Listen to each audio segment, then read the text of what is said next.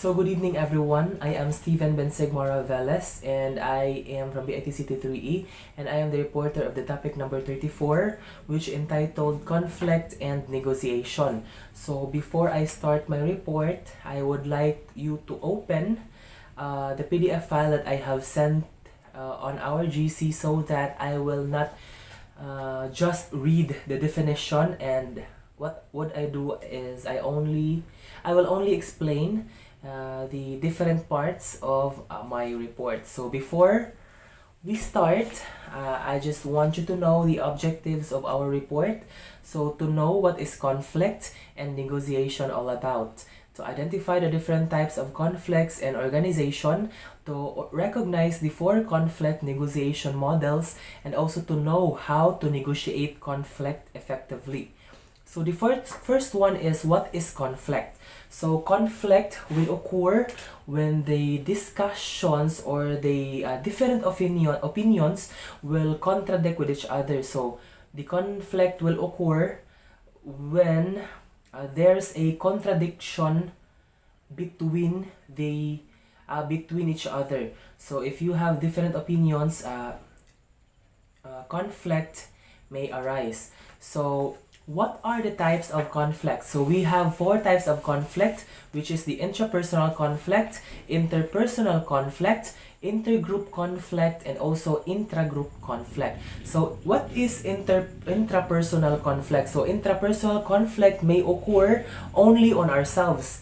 So if you have different thoughts on your mind, or if you need to decide between these two options, so intrapersonal conflict may arise because you will have difficulties in choosing those decisions or options. So the intrapersonal will only occur on ourselves when we have these contradicting opinions. So the next one is interpersonal conflict. So interpersonal conflict will occur when these two persons will contradict each other. So their thoughts, their perspectives, or their opinions will contradict each other.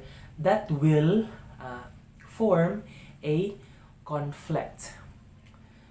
So it will happen because of the differences between these two persons. So when these differences will show, so conflict may arise. So the next one is intergroup conflict. So intergroup conflict will occur between will occur on the different organizations. So if you are involved in different organizations, conflict may occur when these different organizations will be contradicted with each other. So that conflict will be occurring when their opinions or their actions will create these issues or these misunderstandings. So the conflict will occur between these different organizations. So when we say intergroup, different organizations are involved,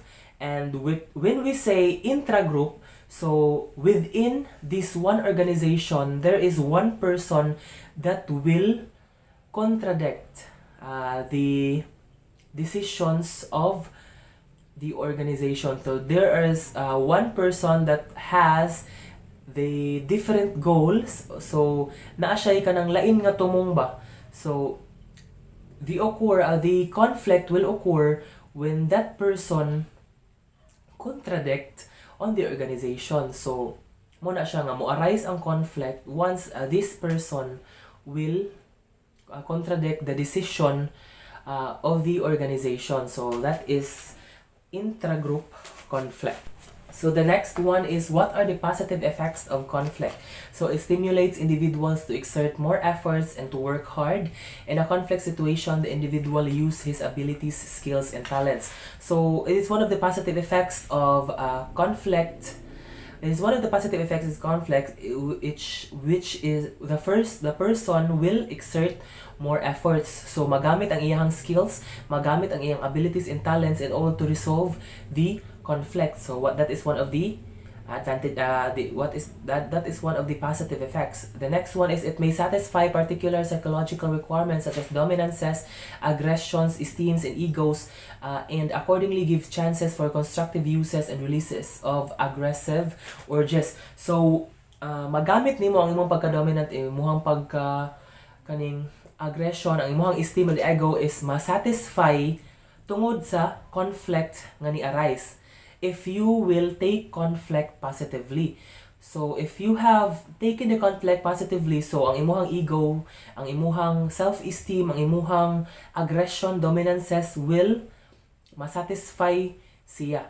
Next is it gives productive and creative ideas. So for instance, the benefits that employees receive nowadays are the outcomes of the management union conflicts during the last decades. So if we have this conflict, we do have these positive effects of conflict. So our types of our ideas or our ideas will occur. It will give the productivity of the worker, and also it will benefit the employees. So if you have taken the conflict positively, so these instances will occur positively also. So the next one is what are the negative effects of conflict? So we have absent-mindedness to other things, lack of interest to work, job dissatisfactions, work distresses, estrangements or alienations from others, and also disappointments. So if you will take the conflict negatively, so these elements will occur, or these problems will occur and will affect your performance within the organization. You will have this this absent-mindedness. You don't have the interest to work na. You don't have any satisfaction. You don't feel any satisfaction with your work, and also if you have this negative effects of conflict, so ma-stress ka sa imuhang work. So the next one is conflict negotiation. So what is conflict negotiation? So for me, conflict negotiation is how you negotiate the conflict that occurs on the organization. So you need to have certain skills in order for you to resolve any conflict that will arise, or you will also you can negotiate the conflict if you know how to resolve the conflict.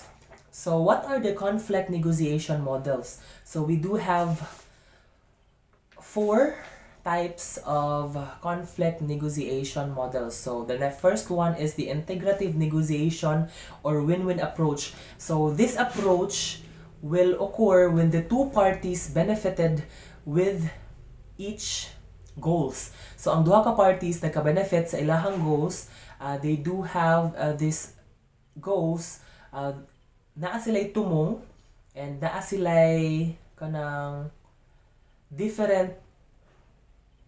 they do have different goals in their organization, but they benefited from it. So walay napildi sa both parties, so they both have benefits, and also kanang naka-create siya og positive connection for future negotiations. So next one is the distributive negotiation or win-lose approach. So this approach will occur when only one party ang naka-benefit sa kana nga event. For example, there are naay event and nag-involve siya two parties, and only one party is ang naka-benefit. So naay na sacrifice nga usa. So tawag ato niya is na-lose ang usa ka party, and only the one party ang naka-benefit. So that is win-lose approach. So the next one is lose-lose approach. So this approach will occur when neither of the two parties is naka-benefit sa katuna event. So for example, if na event and those two parties is wala nila nakuha ang ilahang goals, wala nila na-achieve ang goals nga ilaha giset, so both parties are being both parties lose their goals, wala nila nakuha. So kato siya nga approach is gitawag na lose-lose approach. So we also have this compromise approach. So when we say compromise approach is kanang nahibaw na nila, so dapat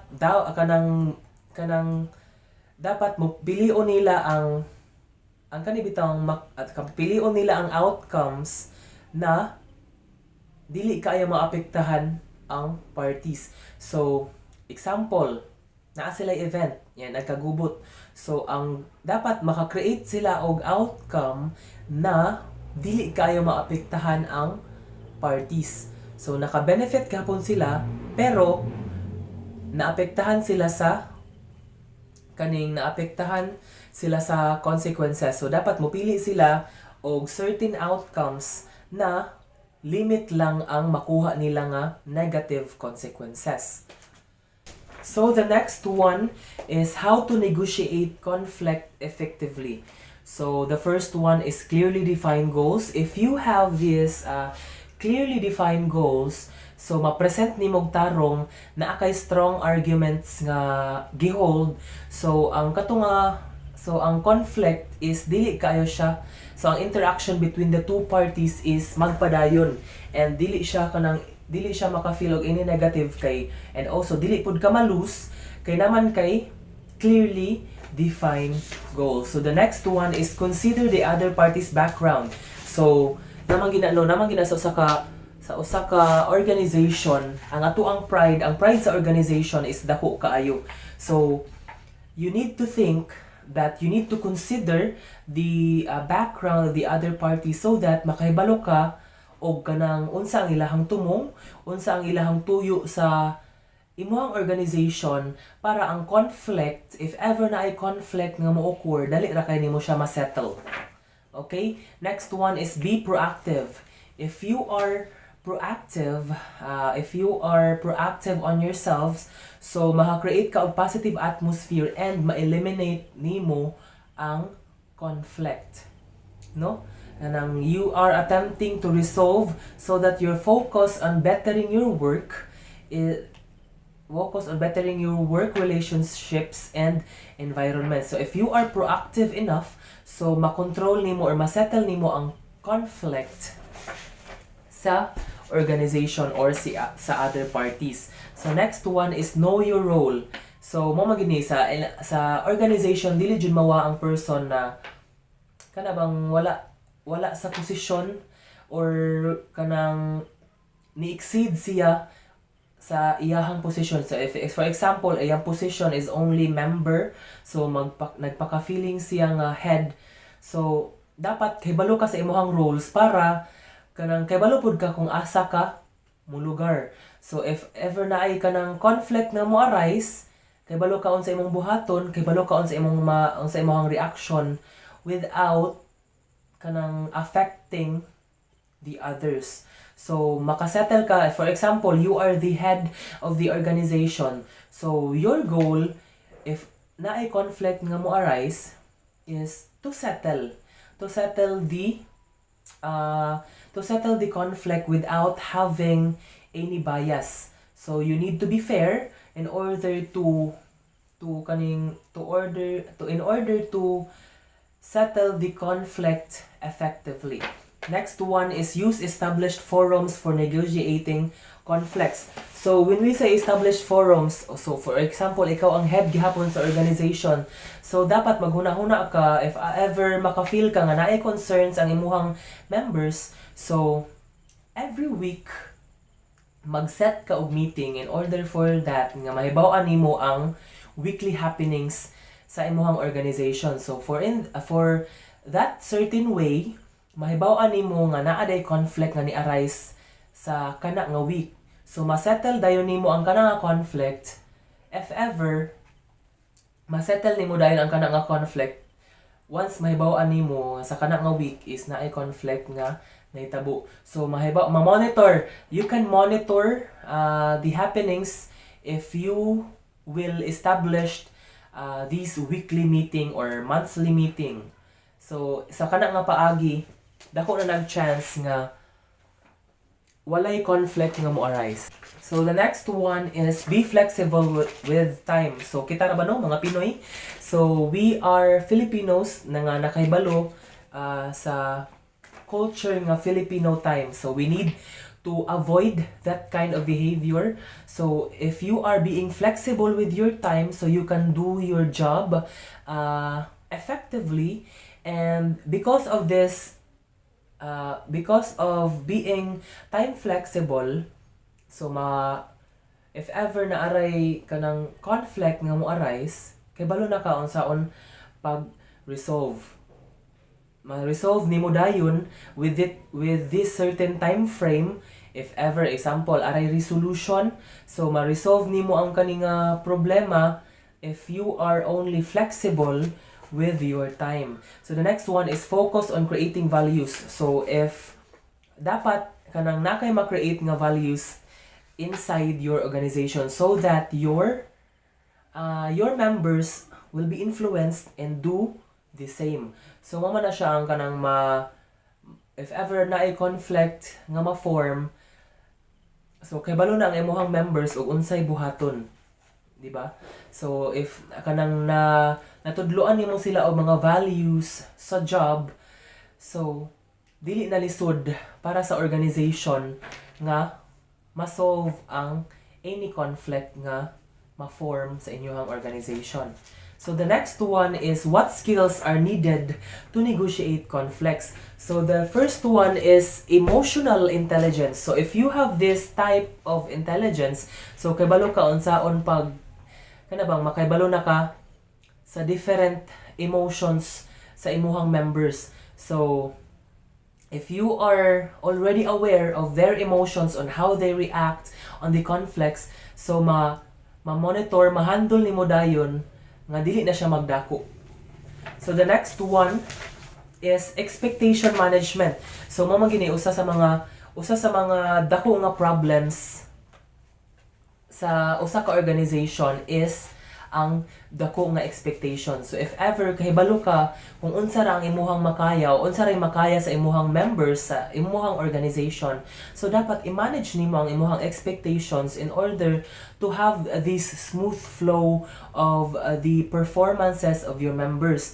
So if kahibalo ka kung unsa ra ang iyahang makaya, so it's up to you if ganahan ba nimo siya nga to explore more or sa diha lang usa nga face nga job ang iyahang buhaton. So if ever na ay conflict, so dali ra nimo makuan kay wala man ka nag-expect og more. You don't expect more from your members, so dili ra kayo ka maapektahan sa conflict. So the next one is research. So it is one of the important pod nga factors or skills sa usaka sa pag-negotiate sa conflict is the research. You need to research any important information, so naa kay ika present if ever magdako na ang conflict. So mao man ni ang usa sa mga maka-resolve sa conflict is by spitting facts. So if you are researching na dako kanang big arguments or dako kay nga statements ang imuhang gi-hold, so possible nga ma-settle nimo dayon ang conflict tungod sa research. So the next one is empathy. So if we do have this skill, so kahibalo ka sa situation, kahibalo ka mo handle sa situation. Kay for example, you understand man, if you have empathy, you understand the perspective and you understand the opinions or the perspective of the other parties. So if ever na understand na nimo ang katong ilahang tuyo og tumong, so dali ra para sa imuha ang mo adjust. So this is one of the important matter on negotiating the conflict is the understanding and adjusting. If you have the skill na maka-understand ka dayon, or you can easily adjust, so ang katong conflict nga nabuo sa organization versus the other organization, dili na kay siya magdako. Kay naman kay kanang empathy nga skills. So you understand their perspective, you respect, you accept their suggestions. So magamit to nimo siya in order to create a positive atmosphere where negativity have no room sa inyong discussion.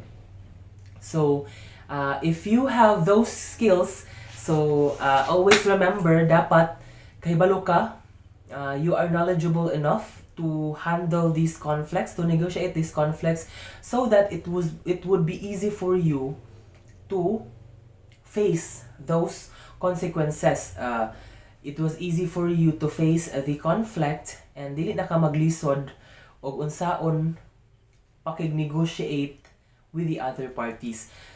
So that was our report all about, and I hope you understand our report, and I hope na inyo ni siya ma-remember, kay magamit magamit ninyo for your future endeavors. No, daho kanig kanang impact ang conflict, and if you know how to negotiate the conflict, daho kanig impact when you are working, when you are start to work on a company.